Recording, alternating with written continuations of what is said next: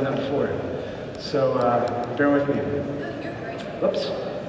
There we go. Okay, so maybe some of you saw the announcement we did about a month ago. This thing called ION. It's this layer 2 DID network that we have been working on at Microsoft and with others in DIF. That's the Decentralized Identity Foundation.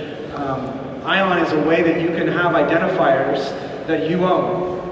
So let's talk about that a little bit. What's a DID? It might be the first thing you're asking. It stands for Decentralized Identifier, and it's a spec that's being worked on inside the W3C, DIF, and other places.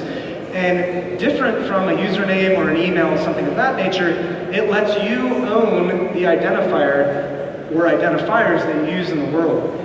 So what you see here is actually the piece of metadata, the only thing that ION, this layer 2 network, cares about, which is called a DID document. It contains keys that might relate to devices of yours or other things, and endpoints that are tied to an identifier that you create, own, and control, and that no one can take away from you. So why did we work on ION? Why did we build ION? Maybe why is it on Bitcoin? Well, there's really this scaling trilemma out there with DIDs.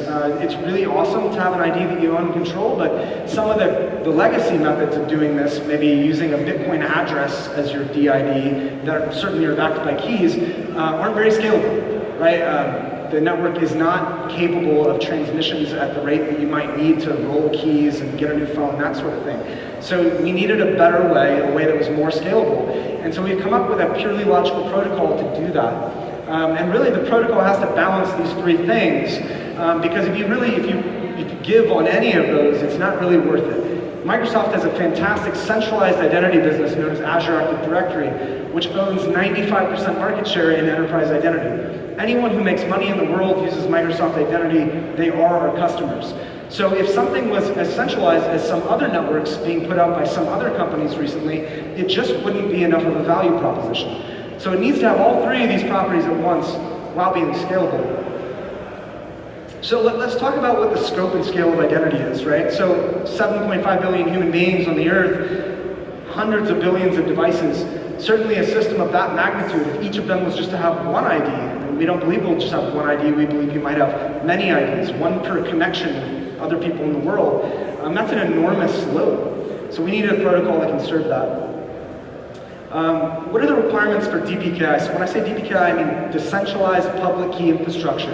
Centralized public key infrastructure is what you have now today with DNS, right? Your keys, your ability to own a domain name is hinged on the fact that some signatory, some centralized authority has signed saying, yeah, this party owns this name. This system's taken advantage of all the time. But what if you wanted a DPKI system, one that no one could take advantage of, one that was anchored in a self-sovereign system like Bitcoin? Well, what you need for any DPKI system is an immutable linear chronology. So you need something that keeps track of state over time that no one else can control singularly or as a cabal. We want there to be no central providers or authorities in the system, and the system should be censorship and tamper resistant. So one key realization we had when we were working on the protocol is that DIDs are a little bit different than asset value transfer like Bitcoin itself. And this is, the thing to remember here is that like you might send Bitcoin to someone, so you want finality and understanding there was an exchange. DIDs never leave their owner. So when you create a DID yourself with the keys that are on your device that no other company or entity owns or ever controls, we assume in the protocol that you never transport or send it to anyone else. That's a huge thing to remember about this protocol because it unlocks some capabilities and some things we can do with the protocol technically that you can't do with other types of assets.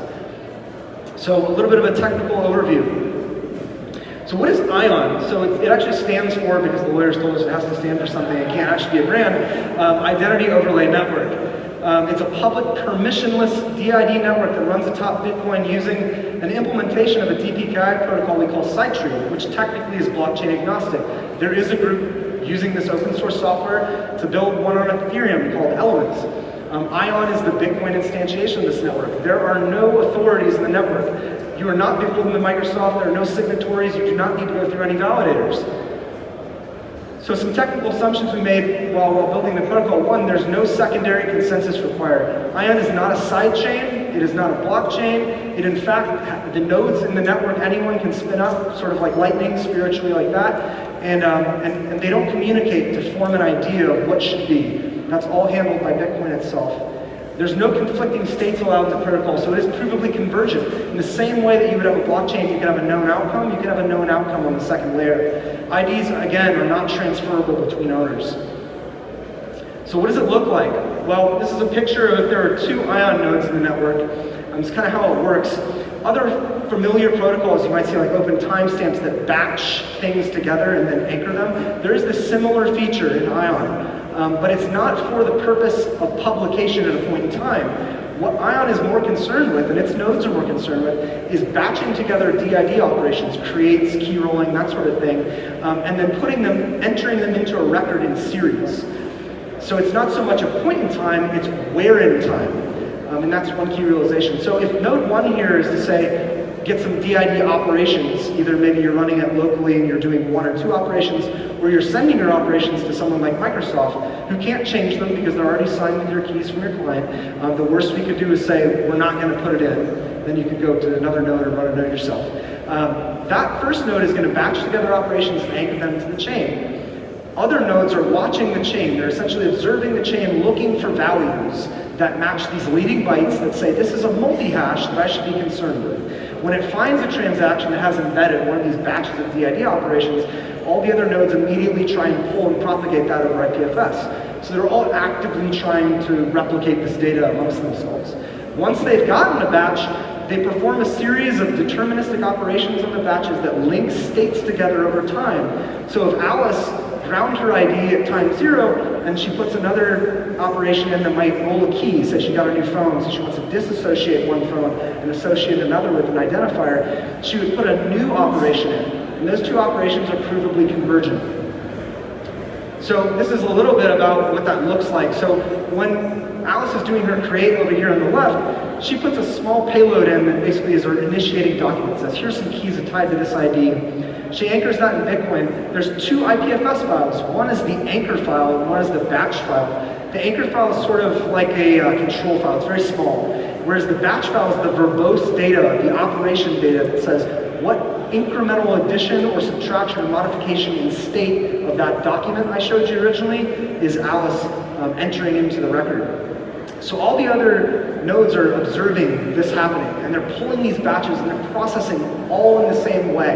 It's sort of like Bitcoin, where if you change the rules, if you change the processing rules, like say, made bigger blocks, you would get a different outcome. You'd see a different network. So it's very important that all the nodes run the same rules. So what is, the slide's a little messed up, but what is the actual convergence method? So this is going to get a little bit technical. You can see me after. I have 6 more minutes to explain this to you. Here's a crash course. The sidetree protocol that underpins ION is a form of conflict-free resolution data type. CRDTs are common. You probably have used an application that uses CRDTs, you just don't know it. Whenever you type into a Google Doc and you start typing, there's other people typing. CRDTs are what logically allows all those changes to be merged into one document object at once. So what they essentially do is logically they take a bunch of different stuff and they're able to give you a singular outcome. CRDTs are able to do that deterministic merging based on something that's even quoted, I think, in the Bitcoin white paper, Leslie Lamport's timestamps, or they're called vector clocks. Basically, multiple writers to an object or multiple vectors of writers increment a number, and that's how it proves a series. So basically, when you're merging in these state changes, you just have a numbers of writers that say, I came first, well, I came second, and this came third, and you're trusting them. You're trusting that incremented chronology with when it happened in time. That's what Sidetree uses, and that's what we use the blockchain for, is instead of just trusting some writer to an object to say, I'm incrementing a number, stick it in here, we're actually using the blockchain as a proof of position system in a linearized series. So what we're actually leveraging is the idea that Bitcoin blocks occur in a provable series. And we're replacing vector clocks with one global oracle that's a clock. And that's the progression of Bitcoin blocks over time. So what do we get out of this? We get a system that can create and update and manage DIDs at massive scale. We're talking thousands of DID operations per second across the network.